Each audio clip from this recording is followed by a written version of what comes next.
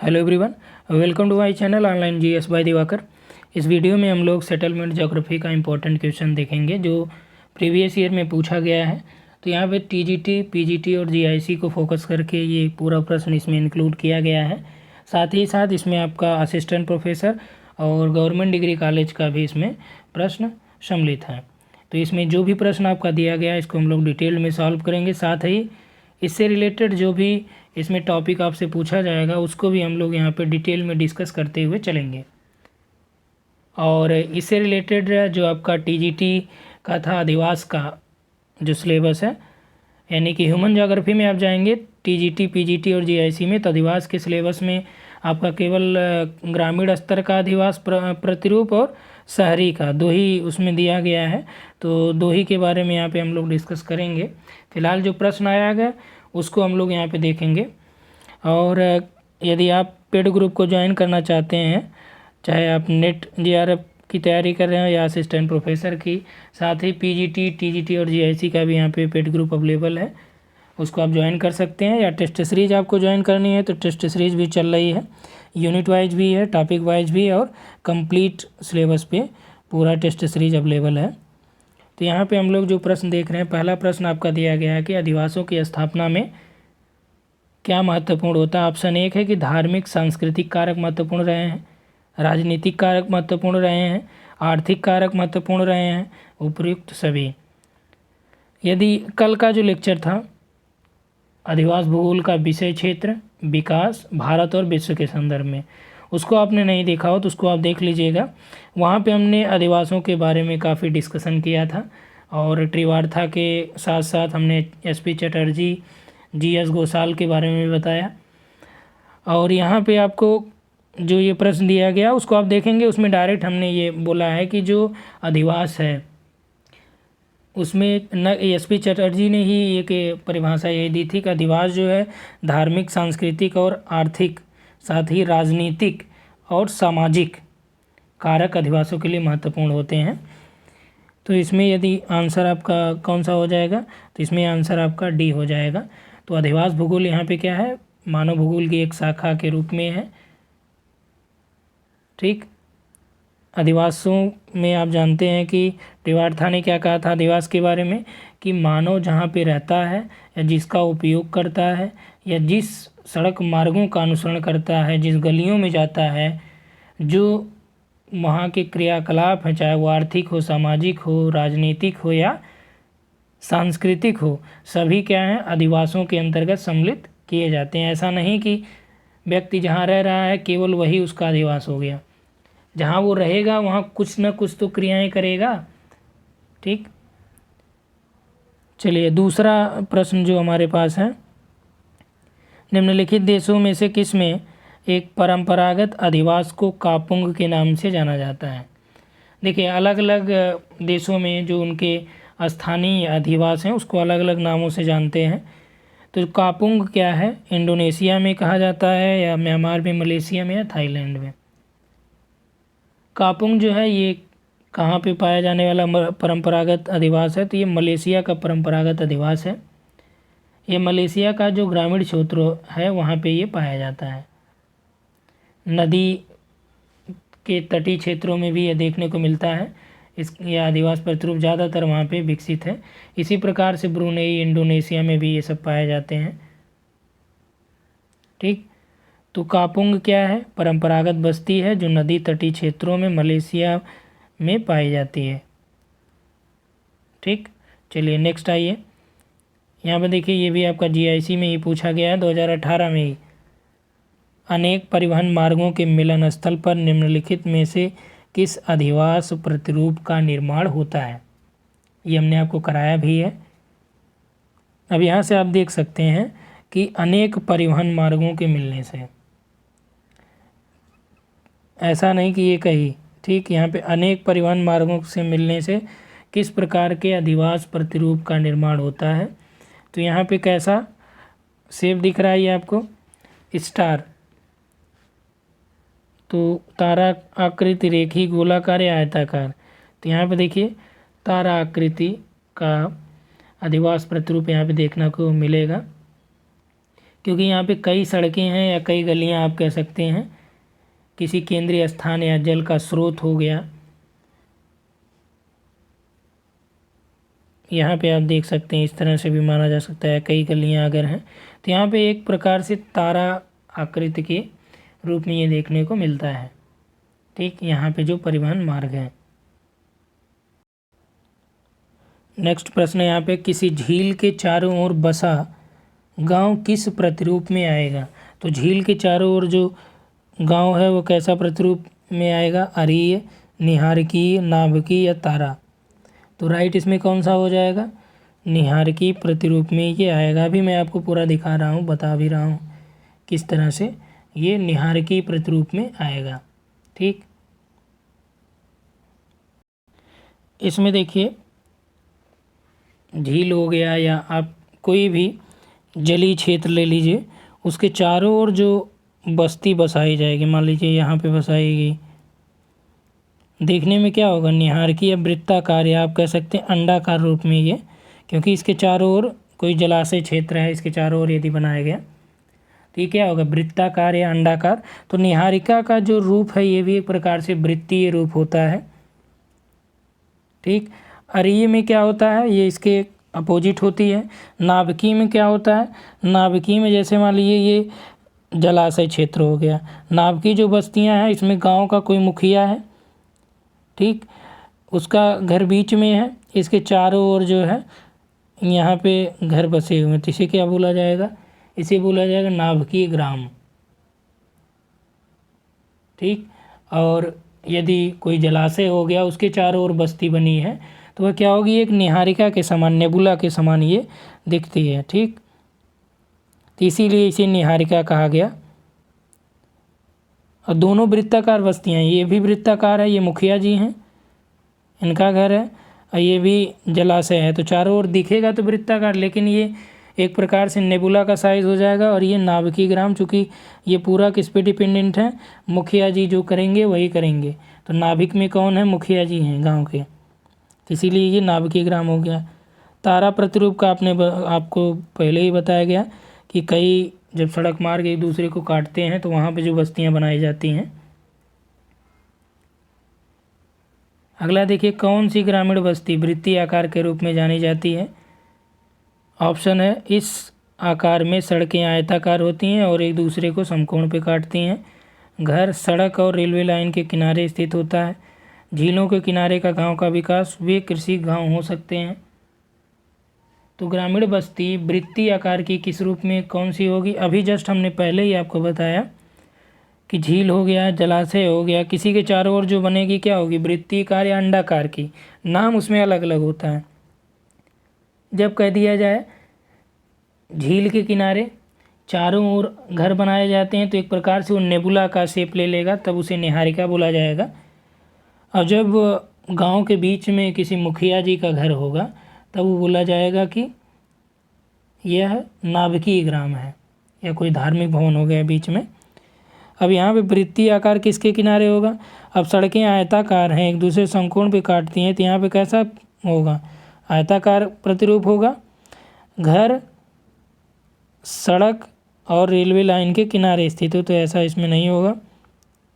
झील के किनारे का गांव, झील मान लीजिए ये है तो इसके किनारे ये गांव है, तो ये कैसा प्रतिरूप दिखाएगा? वृत्ताकार आकृति दिखाएगा। क्लियर, इसमें सी ऑप्शन राइट है। अगला देखिए, कौन सा ग्रामीण अधिवासों का कार्य है? तो ग्रामीण अधिवासों का कार्य कौन सा है इसमें? वानिकी एवं खनन, दुग्ध व्यवसाय, मछली पालन, उपरोक्त सभी। तो ग्रामीण अधिवासों का जो कार्य होता है कैसा होता है? वो प्राइमरी सेक्टर वाले सभी काम करते हैं। तो दुग्ध का व्यवसाय भी करेंगे, मत्स्यन भी करेंगे, वानिकी और खनन भी करेंगे। तो यानी प्राइमरी सेक्टर का जो भी वर्क है वो इसके अंतर्गत आ जाएगा। ठीक, तो इसमें राइट आंसर आपका डी हो जाएगा। ये असिस्टेंट प्रोफेसर 2014 का पेपर है, उसमें पूछा गया प्रश्न है। अगला देखिए, प्राकीर्ण बस्तियाँ कहाँ पे मिलती हैं? मध्यवर्ती ऑस्ट्रेलिया में नील नदी की घाटी में, उत्तर पश्चिमी यूरोप में, उपरोक्त में से कोई नहीं। प्राकीर्ण बस्तियों की बात की जा रही है, यह कहाँ पे देखने को मिलती हैं? तो जो प्रकीर्ण बस्तियाँ होती हैं उसमें आप देखेंगे नेट के पेपर में आपका जो प्रश्न पूछा जाता है रैंक करके दिया जाता है, अलग अलग ऐसे आपका 4 खाने बना दिए जाते हैं, इसमें पॉइंट वाइज ऐसे दे दिया जाता है। गुच्छेदार बस्तियाँ ये हो गई, ठीक। छोटे छोटे गुच्छे यहाँ पे यहाँ पे यहाँ पे ऐसे है, तो ये कौन सी हो गई? ये प्रकीर्ण बस्तियाँ होती हैं।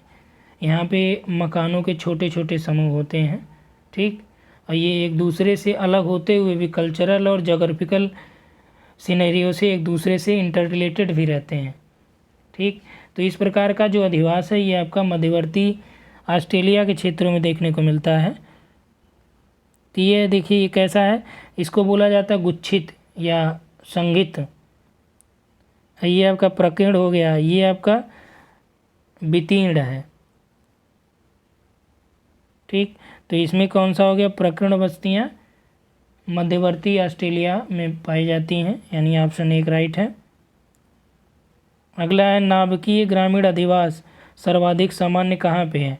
अभी आपको जस्ट बताया गया कि निहारिका क्या होता है और नाभिकीय ग्रामीण अधिवास क्या होता है, यानी सेंटर में जो है जो मुख्य भाग हो वो, तो यानी कि शुष्क जोन में, पहाड़ी प्रदेशों में, डेल्टा क्षेत्रों में, उच्च मैदानी भूभाग में। तो नाभिकीय ग्रामीण अधिवास सामान्य रूप से कहाँ पाया जाता है? सामान्य की बात की जा रही, ध्यान रखिएगा।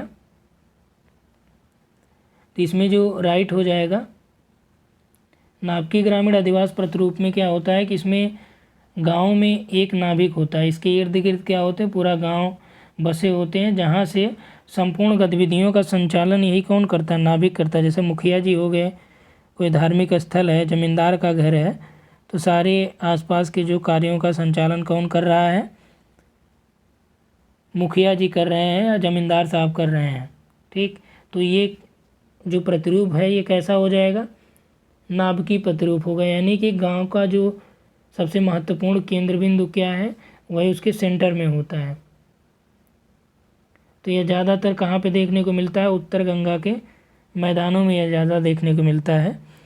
तो यहाँ पे देखिए शुष्क जोन में तो नहीं मिलेगा, पहाड़ी प्रदेशों में भी नहीं, डेल्टा क्षेत्रों में भी नहीं, उच्च मैदानी भूभागों में मिलेगा, ठीक। जैसे उड़ीसा तट आप देख लीजिए, छत्तीसगढ़, कर्नाटक का जो क्षेत्र है वहाँ पे भी ये, कर्नाटक और उड़ीसा को छोड़िए, आप यूपी को ही देख लीजिए, जो गंगा का विशाल मैदान है यहाँ पे, वहाँ जो आदिवासियों का प्रतिरूप है यहाँ पे, तो ये नाभिकीय ग्रामीण आदिवासी यहाँ पे ज़्यादातर देखने को मिलते हैं, ठीक। अब वर्तमान में ये परंपरा ये नहीं आप कह सकते हैं कि जैसे मान लीजिए गांव के प्रधान जी हैं, इनका घर यहाँ न रह के ये गांव हो गया, ये अपना दूर बनवा लिए बढ़िया जगह देख के, तो ये आप कहें कि हमने तो ये आपको नहीं बताया कि मतलब ये कैसे नाभिकीय ग्रामीण अधिवास हो जाएगा। तो ऐसा नहीं, ये देखिए जो भी ग्रामीण प्रतिरूप बनाया गया ये एक पैटर्न के अकॉर्डिंग बनाया जाता है, बसाया जाता है। अब एक व्यक्ति यहाँ पे मान लीजिए गांव है, 2-4 लोग यहाँ अपना खेत में जाके बना लिए, तो इसका ये मतलब नहीं कि गांव का ये अस्तित्व खत्म हो गया, ठीक।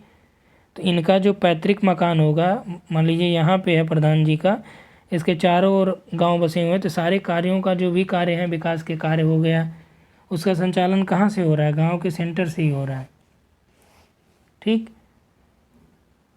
तो नाभिकीय अधिवास सामान्य रूप से कहाँ पाए जाते हैं? उच्च मैदानों में। चलिए नेक्स्ट देखिए, नदियों के डेल्टाओं के सहारे अधिवास किस प्रकार का होता है? तो डेल्टाओं के सहारे किस प्रकार का अधिवास विकसित होता है? अरीय प्रतिरूप, तारा प्रतिरूप, पंखा प्रतिरूप या अनियमित प्रतिरूप। तो जो डेल्टा हैं नदियों के, वहाँ पे जो प्रतिरूप देखने को मिलता है वह पंखनुमा मिलता है, क्योंकि जैसे ही नदियाँ डेल्टाई भूमि से या मान लीजिए पर्वत क्षेत्रों से उतरती हैं, जब उसके फुटहिल एरिया में पहुँचती हैं तो वहाँ पे जलोढ़ पंख और जलोढ़ शंकुओं का निर्माण होता है, और यहाँ पे जो आकृतियाँ भी बनती हैं वो इसी तरह से पंखा आकृति की ही लगती हैं, जैसे इस तरह से। तो एक बेसिक तरीका ये है, बस इतना समझिए डेल्टाओं का आर्य अधिवास कैसा होगा, पंखा प्रतिरूप का होगा। ठीक, आगे हम लोग इसको थ्योरी वाले पार्ट में देखेंगे, अभी हमने प्रतिरूप आपको नहीं कराए हैं। ठीक, तो यहाँ से आप देखते चलिएगा। आगे देखिए, जलोढ़ मैदानों में निम्नलिखित में अधिवासों का कौन सा प्रतिरूप जलोढ़ मैदानों में पाया जाता है? रेखी प्रतिरूप, वृत्ताकार प्रतिरूप, या आयताकार, या नेबुला। अभी देखिए, जस्ट हमने आपको बताया कि उच्च जो गंगा का मैदान क्षेत्र है उसका उच्च भूमि, उच्च भूभाग, ये क्या होगा, यहाँ पे सामान्य रूप से उच्च भूभाग में नाभिकीय ग्रामीण अधिवास देखने को मिले। लेकिन जो जलोढ़ मैदान, देखिए दो टाइप का आपने देखा, खादर और बांगर, आप जानते हैं। यहीं पे कह रहा है कि जलोढ़ मैदानों में जो अधिवास प्रतिरूप है कैसा होगा, रेखी होगा, वृत्ताकार, आयताकार, या नेबुला। तो ये बहुत ही सामान्य सी बात है कि यहाँ पे जो सड़कें हैं वो क्या होती हैं, इस तरह से जुड़ी होती हैं, आयताकार में होती हैं। ठीक, ऐसे मान लीजिए बनाई गई हैं। तो यहाँ पे जो बनेगा वो कैसा हो जाएगा, आयताकार प्रतिरूप का बन जाएगा। तो राइट आंसर इसमें क्या हो जाएगा, आयताकार। चूँकि यहाँ पे जो सड़कें हैं वो एक दूसरे को क्या करती हैं, समकोण पे ही काटती हैं। जैसे गंगा के मैदानी इलाकों में जहाँ स्थितियाँ हमेशा बाढ़ग्रस्त बनी रहती हैं, वहाँ पे भी आप देखेंगे कि जो जलोढ़ मैदानों का क्षेत्र है वो कैसा दिखेगा, वहाँ पे जो अधिवास का प्रतिरूप होगा वो आयताकार दिखेगा आपको। इसमें राइट आंसर आपका सी हो जाएगा। अगला देखिए, संगत अधिवास बहुधा विखंडित हो जाता है। कथन दिया है, कारण दिया है कि जाति प्रथा सामाजिक अलगाव को लागू करती है। तो यहाँ पे गांव की सामाजिक स्थिति का तात्पर्य है कि जो अलग अलग सामाजिक वर्गों का बसाव, ठीक, अलग अलग जातियों का बसाव जो वहाँ पे होता है, चाहे वो छोटा ग्राम हो चाहे बड़ा हो। ठीक, तो यहाँ पे कह रहा है कि संगत अधिवास बहुधा विखंडित हो जाते हैं। कथन है, कारण क्या दे रहा है कि जाति प्रथा सामाजिक अलगाव को लागू करती है। तो जब इस स्तर पे आ जाएगा, यानी कि स्थानीय स्तर की बात करेंगे, तो वहाँ पे अलग अलग वर्ग, अलग अलग जाति, अलग धार्मिक समुदाय के लोग रहते हैं। तो यह एक प्रकार का पूरा ग्राम माना जा सकता है। लेकिन जैसे ही आप और स्तर पे उसका विभेद करेंगे, ठीक, तो वहाँ पे संगत अधिवास क्या हो जाएगा, अलग हो जाएगा। संगत अधिवास का तात्पर्य, सपोज दैट, ये अब नेट के पेपर में आप देखते होंगे अक्सर, मान लीजिए ये गुच्छा क्या प्रदर्शित करता है, संगत अधिवास प्रतिरूप को प्रदर्शित करता है। जब आप संगत अधिवास, ये तो मैं मान लीजिए दूर से देख रहा हूँ, लेकिन जब आप इसके भीतर और जाएंगे तो यहाँ पे अलग अलग जाति धर्म के लोगों का डिवाइडेशन यहाँ पे आपको देखने को मिलेगा। ये मान लीजिए पंडित जी लोग हैं, यहाँ पे यादव जी लोग हैं, ठीक, और यहीं पे आपका एससी कैटेगरी के लोग हैं, यहाँ पे मान लीजिए एसटी के लोग हैं। ठीक, तो यहाँ पे जैसे जो संगत अधिवास होता है, क्या कह रहा है, बहुधा विखंडित होता है। तो यहाँ भी ये अलग अलग खंडों में डिवाइड है, लेकिन सम्मिलित रूप से ये एक है। जैसे आप इंडिया के कॉन्टेक्स्ट में लीजिए, भारत संपूर्ण रूप से क्या है, राज्यों का संघ कहा जाता है। तो यदि कोई फॉरेन का व्यक्ति रहेगा, वो बोलेगा इंडिया का, तो ये उसको समझ में आएगा। लेकिन यहाँ पे अलग अलग यदि हम लोग बात करेंगे यहाँ के लोगों का, तो यहाँ पे बोलेंगे कि ये राज्य श्रेष्ठ है या इस राज्य की ये स्थिति है, तो यहाँ पे ये चीज़ें अलग हो जाती हैं। इसलिए ये कह सकते हैं कि संगत अधिवास बहुधा विखंडित हो जाता है। क्लियर हुआ? तो इसमें जो आंसर क्या हो जाएगा, पहला वाला, ये दोनों सत्य हैं और ये सही विशेषता भी बता रहा है। क्योंकि जो संगत अधिवास होता है वहाँ पे एक ही जाति विशेष के लोग तो रहते नहीं हैं, अलग अलग जाति विशेष के अलग धार्मिक समुदाय के लोग रहते हैं। चलिए, यहाँ पे देखिए दिया है कि यदि अधिवासियों के समूह का निकटस्थ पड़ोसी अनुपात 1.74 है तो वितरण का प्रतिरूप क्या होगा, यानी वह अधिवास का प्रतिरूप किस प्रकार का वितरण प्रदर्शित करेगा, समरूप, लगभग समरूप, अनिश्चित या लगभग केंद्रित। कितना है, 1.74। तो 1.74 कह रहा है कि लगभग समरूप आप कह सकते हैं या इसे परिक्षेपित भी कर सकते हैं। ठीक, तो इसमें जो आपका हो जाएगा लगभग समरूप, समरूप का क्या हो जाएगा, समरूप का यदि वह 2.14 से 2.15 तक हो। ठीक, ये जो निकटस्थ पड़ोसी अनुपात है इसकी बात मैं कर रहा हूँ। ठीक, समरूप का ये है जो पूर्ण रूप से संकेंद्रण हो यानी केंद्रित हो एकदम, तो उसका कितना होता है, उसका 0 से लेके 0.09 तक होता है, और लगभग जो केंद्रित होता है वो आपका 0.1 से लेके 0.50 होता है। ठीक, ये उच्च संकेंद्रण होता है। जो गुच्छेदार स्थिति होती है, जैसे गुच्छा है यानी प्रकीर्ण आप कह सकते हैं, तो ये आपका 0.51 से लेके 0.99, इसका ये सब क्या है, आर्यन वैल्यू होता है। ठीक, यदि 0 दे दिया है तो आप मानिए पूर्ण रूप से गुच्छित अधिवास प्रतिरूप है। 1 दिया है तो यादृच्छिक है। 2.15 दिया है तो पूर्ण रूप से नियमित है या खटकोणीय है। ठीक, तो ये आपका निकटस्थ जो NNI हमने पढ़ाया है आपको, उसमें आप देख लीजिएगा, ये प्लेलिस्ट में अवेलेबल भी है। ठीक, तो अधिवासों के वितरण का जो प्रतिरूप है उसके संदर्भ में NNI का एक फार्मूला होता है, उसको आप याद रख सकते हैं। फिलहाल यहाँ पे PGT के लिए तो काम नहीं आएगा, लेकिन नेट के लिए ज़्यादा महत्वपूर्ण है। उसमें NNI यानी कि nearest neighbour index is equal to होता है RO-RE-।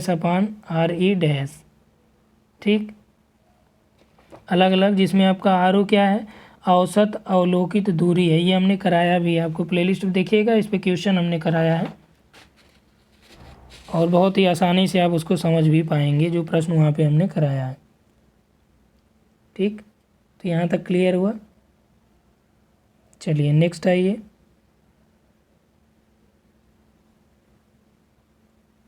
निम्नलिखित अधिवास प्रकारों में से किसकी विशेषता सांस्कृतिक समरसता एवं एकता है।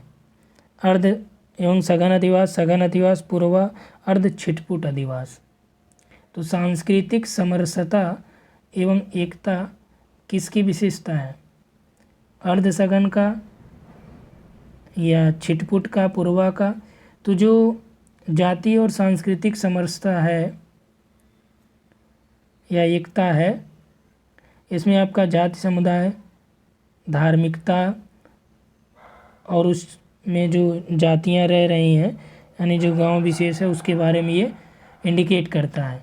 सामान्य रूप से हम लोग देखें तो जो ज़मींदार हैं या जो ज़मींदारी जातियां गांव के नाभिक क्षेत्र में रहती हैं, उसके चारों ओर आसपास जो अन्य जातियों की ग्राम की परिधि वहाँ पे विकसित होती है। तो इस आधार पे हम लोग कह सकते हैं कि जो पूर्वा होता था, पूर्वा जैसे अभी अधिवास आप लेंगे तो इसमें सब आ जाएगा। इसमें केवल कह रहा है कि सांस्कृतिक समरसता और एकता यानी कि एक जाति विशेष के लोग, एक जाति विशेष के लोग, एक जाति विशेष के लोग। ठीक, तो सपोज दैट कि मान लीजिए ये पंडित जी लोगों की बस्ती है, यादव जी लोगों की बस्ती है, ये सिंह साहब की बस्ती है। ठीक, तो यहाँ पे आप देख सकते हैं कि सांस्कृतिक समरसता एवं एकता की बात की जाए तो ये संपूर्ण रूप से ये एक ग्राम सभा है या एक ग्राम पंचायत है या एक ग्राम है, लेकिन अलग अलग पुरवा यहाँ पे हैं। आप गांव में भी अपने देखते होंगे कि किसी ग्राम सभा में 10 पुरवा होते हैं, किसी ग्राम सभा में 4 पुरवा होते हैं। यानी कि पुरवा का मतलब एक प्रकार से इस बड़े ग्राम सभा में छोटे छोटे गांव को आप शामिल कर सकते हैं। ठीक, तो इस आधार पे आप कह सकते हैं कि जो पुरवा होता है ये सांस्कृतिक एकता का एक प्रकार से प्रतीक होता है, क्योंकि एक जाति विशेष के लोगों का संकेंद्रण यहाँ पे पाया जाता है। क्लियर, तो इसमें राइट आंसर आपका हो जाएगा सी। चलिए नेक्स्ट, निम्नलिखित में से कौन सा जैविक अनुक्रम की प्रावस्थाओं का सही क्रम है।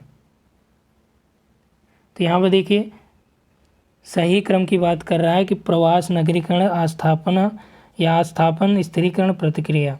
नगरीकरण, आस्थापन, प्रवास, प्रतिक्रिया, स्थिरीकरण, प्रतिक्रिया, आस्थापन, प्रवास, नगरीकरण, स्थिरीकरण। यानी एक प्रकार से ये जो अनुक्रम है इसको आपको इस्टेब्लिश करना, स्थापित करना, बताना है कि कैसे क्या होगा, फिर क्या क्या विकसित होगा। तो यदि हम लोग इस आधार पर देखें तो किसी भी क्षेत्र का पहले क्या होगा, वह नगरीकृत होगा, क्योंकि जब नगरीकृत होगा तभी तो प्रवास होगा। प्रवास पहले तो होगा नहीं डायरेक्ट, ठीक। आस्थापना भी नगरीकरण के बाद होगा नहीं, पहले प्रवास होगा। जब प्रवास हो जाएगा उसके बाद आस्थापना होगी, फिर प्रतिक्रिया होगी, यानी कि कुछ लोग वहाँ रहेंगे, कुछ लोग वहाँ से छोड़ चले जाएंगे, तो स्थिरीकरण वहाँ पे चालू होगा। तो यानी कि नगरीकरण जो हो गया पहले, किसी क्षेत्र का कोई क्षेत्र है वो नगरीकृत हो गया, ठीक। उसके बाद अन्य लोग वहाँ पे पैसे कमाने के लिए आएंगे, यानी क्या करेंगे, प्रवास करेंगे। प्रवास करने के बाद कुछ लोग वहाँ पे अपना बिजनेस स्थापित करेंगे, यानी स्थापना करेंगे अपने। स्थापना के बाद प्रतिक्रिया तब होगी जब लोग ज़्यादा वहाँ पे हो जाएंगे, तो उसी हिसाब से वहाँ पे प्रतिक्रियाएँ, रिएक्शंस भी होंगे। जैसे आप महाराष्ट्र में देखते हैं, वहाँ के लोग अन्य प्रदेशों के लोगों को वहाँ से निकालना चाहते हैं, ठीक। प्रतिक्रिया होने के बाद फिर आपका स्थिरीकरण होगा, कुछ लोग वहाँ पे रुक जाएंगे, कुछ वहाँ से चले आएंगे। तो जो ये अनुक्रम है ये आपका सही अनुक्रम है, ठीक। डायरेक्ट नहीं कि आपका प्रवास हो जाए। प्रवास लोग क्यों करते हैं, क्योंकि उन्हें आर्थिक रूप से या ग्रामीण स्तर पे भी प्रवास होता है। तो ग्रामीण स्तर प्रवास कैसे होता है कि एक गांव से दूसरे गांव में लोग जो शादियां होती हैं, ठीक, तो वो क्या है, ग्रामीण स्तर पे प्रवास हो जाता है। अगला देखिए, सघन बसाव कहाँ पे पाया जाता है। रेगिस्तान में, पर्वतीय क्षेत्रों में, सागरी तटीय या जलोढ़ मैदानों में। तो कहाँ पे देखने को मिलेगा सबसे सघन बसाव? सघन बसाव वहाँ देखने को मिलेगा जहाँ पे व्यक्ति को रहने योग्य पर्याप्त दशाएं विद्यमान हो। अब वो दशाएं कहाँ पे विद्यमान रहेंगी? तो रेगिस्तान में तो रहेगा नहीं, क्योंकि यहाँ पे जल वगैरह का भी इशू हो जाता है, ना तो उपजाऊ मृदा होगी। पर्वतीय क्षेत्रों में भी वही हाल है। सागर तटीय में जल तो मिलेगा लेकिन खारा जल रहेगा, और उपजाऊ मृदा भी यहाँ पे ज़्यादातर नहीं देखने को मिलेगी। पीने के लिए पानी की भी समस्या यहाँ पे देखने को, क्योंकि खारा पानी मिलेगा। तो राइट आंसर आपका यहाँ पे डी हो गया, जलोढ़ मैदान। जलोढ़ मैदानों में सघन बसाव का विकल्प होता है। जैसे आप देखें तो सबसे ज़्यादा जो संकेंद्रण देखा जाता है या तो वो नदी मार्गों के आसपास, ठीक। जैसे आप यूपी या आप गंगा का जो मैदान है उसको देख लीजिए एग्जाम्पल के तौर पे, क्योंकि जलोढ़ मैदान उसी के आसपास, नदियों के आसपास ही पाया जाता है। तो गंगा के मैदान को देखने सबसे ज़्यादा जनसंख्या संकेंद्रण यहीं देखा जाता है। न केवल भारत, आप विश्व स्तर पे भी बात करें तो सर्वाधिक जनसंख्या संकेंद्रण कहाँ पे होता है? नदियों के आसपास के क्षेत्रों में ही होता है। चूँकि यहाँ पे पर्याप्त जल की उपलब्धता होती है, भूमि की उर्वरता होती है, जिससे लोग यहाँ पे खेती वगैरह कर सकते हैं और अपने जीवन यापन के लिए पर्याप्त इन्हें यहाँ पे जलवायु भी अच्छी उपलब्ध हो जाती है, ठीक। तो यहाँ पे देखिए, आपने ये पीजीटी 2016 में पूछा गया प्रश्न था। तो टोटल इसमें 15 प्रश्नों को हम लोगों ने देखा है, काफ़ी डिटेल में देखा है। यहाँ से आप इन चीज़ों को नोट डाउन भी कर सकते हैं जो चीज़ें ना समझ में आए। इसके बाद हम लोग डिस्कस करेंगे जो आपका जनसंख्या और नगरीकरण है उसके बारे में। थोड़ा सा नगरीकरण को यहाँ पे और स्टेप में हम लोग देखेंगे कि नगरीकरण की जो रिसेंट ट्रेंड है, अभिनव प्रवृत्तियाँ वो क्या हैं, ठीक। तो इस वीडियो में इतना ही। Thanks for watching.